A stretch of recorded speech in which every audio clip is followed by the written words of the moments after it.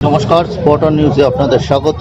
এই মুহূর্তে ভারতীয় ফুটবলের সবচেয়ে বড় খবর হলো মানালো মার্কুয়েজের তত্ত্বাবধানে ভারতীয় জাতীয় দল প্রথম ম্যাচটি জিততে পারল না। হায়দ্রাবাদে কাচিবাউলি স্টেডিয়ামে তারা গোল শূন্যভাবে ড্র করে মরিশাসের বিরুদ্ধে। দুয়ার্ধে যথেষ্ট প্রাধান্য ছিল ভারতের, তাদের বল পজিশন ছিল 65%, কিন্তু তা সত্ত্বেও গোলের দরজা খুলতে পারেনি ভারতীয় স্ট্রাইকাররা। এদিন কোচ অনিরুদ্ধ থাপা এবং সাহালকে দুই অর্ধে ব্যবহার করেছিলেন আক্রমণাত্মক মিডফিল্ডার হিসেবে।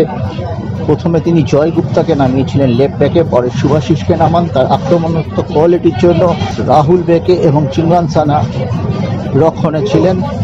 অমরিন্দর সিং খেলেছেন গোলে, কিন্তু তার কিপিং মোটেই ভালো হয়নি। একেবারে শেষ দিকে তার ভুলেই গোল পেয়ে যাচ্ছিল মরিশাস। শেষ মুহূর্তে প্রায় গোল লাইন সেভ করেন রাহুল বেকে। এদিন তিনি ছিলেন ভারতের অধিনায়ক।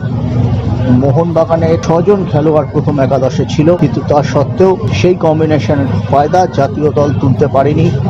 সব মিলিয়ে ফিফা র্যাঙ্কিংয়ে ভারতের অনেক পেছনে থাকা মরিশাসের বিরুদ্ধে ঘরের মাটিতে এই ড্র মোটেই ভালো বিজ্ঞাপন নয়।